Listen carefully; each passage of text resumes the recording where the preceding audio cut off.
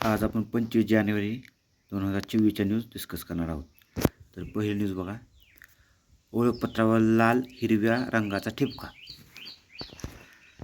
तर प्रधानमंत्री पोषण शक्ती निर्माण योजनेअंतर्गत राज्यातील विद्यार्थ्यांना अंडी आणि केळी देण्यात येणार आहे. तर ज्या विद्यार्थ्यांना अंडी येणार आहेत त्यांना त्यांच्या ओळखपत्रावर लाल रंगाचा ठिपका देणार आहेत आणि ज्यांना केळी देणार आहेत त्यांच्या ओळखपत्राच्या याच्यावर हिरव्या रंगाचा ठिपका देण्यात येणार आहे. तसेच बघा, शाळेतील 40% विद्यार्थ्यांनी अंड्याऐवजी केळ्यांची मागणी केल्यास त्या शाळेतील सर्व विद्यार्थ्यांना केळी किंवा अपवादात्मक स्थितीत स्थानिक फळे दिली जाणार आहेत. तरी प्रधानमंत्री पोषण शक्ती योजना लक्षात असू द्या. पुढची न्यूज बघा. ताडोबा अंधारी पेंच व्याघ्र प्रकल्पात गिधाड संवर्धन. गिधाडे बघा संपूर्ण भारतातून नामशेष होण्याच्या मार्गावर आहेत, त्यामुळे त्यांच्या संवर्धनासाठी मोठ्या प्रमाणात प्रयत्न सुरू आहेत. नुकताच आता ताडोबा अंधारी व्याघ्र प्रकल्पात गिधाडे संवर्धन प्रकल्प सुरू करण्यात आलेला आहे. तर पेंच व्याघ्र प्रकल्पात आणि मेळघाट व्याघ्र प्रकल्पातही पेंच व्याघ्र प्रकल्पात आणि मेळघाटातही हा प्रकल्प राबविण्यात येणार आहे. तर केंद्रीय पर्यावरण, वने व हवामान बदल विभागाने हरियाणाप्रमाणेच पश्चिम बंगाल, मध्य प्रदेश, आसाम येथेही गिधाड संवर्धन केंद्र स्थापन केलेलं आहे. या आर्टिकलमधली एक न्यूज महत्त्वाची आहे. भारतनेट प्रकल्प काय संबंधित आहे, तर ग्रामपंचायतींना नेटवर्कने जोडण्यासंबंधित आहे. भारतनेट प्रकल्पाविषयी एवढी माहिती लक्षात आहे. पुढची न्यूज बघा, मनरेगाविषयी आहे. महात्मा गांधी राष्ट्रीय ग्रामीण रोजगार हमी योजना म्हणजेच मनरेगा काम करणाऱ्या मजुरांना 15 दिवसामध्ये मजुरी देण्याचा कायदा आहे बघा त्यात. तर मनरेगाच्या मजुरीचा दर किती आहे सध्या, तर 256 रुपये आहे.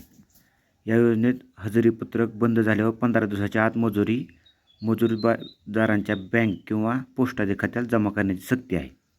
अन्यथा 0.5% प्रतिदिन विलंब आकार सरकारला द्यावा लागतो. राज्यात सध्या 7 लाख मजूर मनरेगावर काम करत आहेत आणि मनरेगावरचे मजूर हातावर पोट भरणारे असतात. तर वर्षातून 100 दिवस रोजगार यांना दिला जातो. तर ही योजना कधी लागू झाली ती तुम्ही एकदा चेक करून मला कमेंटमध्ये सांगायचं. चला तर मग या आर्टिकलमधले महत्त्वाचे न्यूज बघूया. बघा, शाहू महाराजांनी 26 जुलै 1902 रोजी कोल्हापूर संस्थानातील 50% शासकीय नोकऱ्या मागासलेल्या वर्गासाठी राखीव ठेवण्याचा जाहीरनामा काढला होता. आणि राखीव जागाचे धोरण अंमलात आणणारे शाहू महाराज हे भारतातील पहिले राज्यकर्ते असावेत. अस्पृश्यतेचे उद्घाटन हे शाहू महाराजांनी आपले जीवन कर्तव्य मानले होते.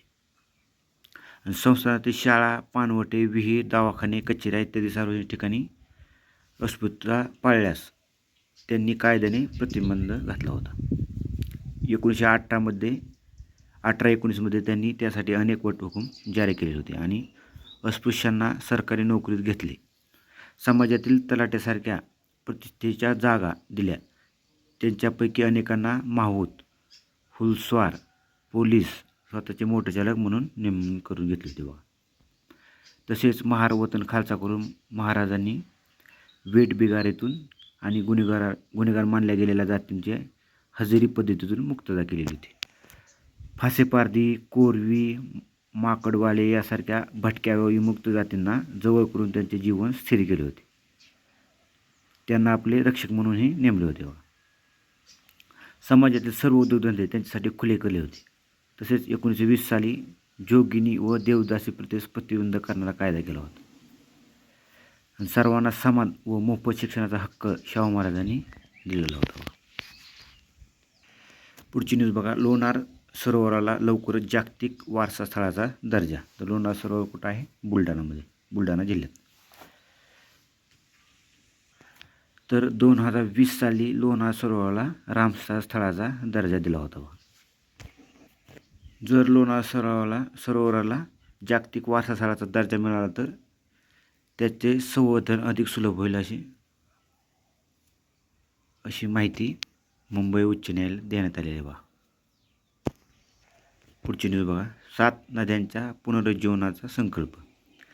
तर भीमा खोऱ्यातील 7 नद्यांच्या पुनरुज्जीवनासाठी 60हून अधिक संस्थांनी पुढाकार घेतला असून त्या अंतर्गत राईट्स ऑफ रिव्हर्स ही मोहीम हाती घेण्यात आलेली आहे. तर या मोहिमेअंतर्गत मुळा, मुठा, रामनदी, पवना, इंद्रायणी, बहामा आणि भीमा या नद्यांचे पुनरुज्जीवन केले जाणार आहे. कोणत्या योजनेअंतर्गत, कोणत्या मोहिमेअंतर्गत? Rights of rivers. तर मग आज एवढ्याच न्यूज महत्त्वाच्या होत्या. धन्यवाद.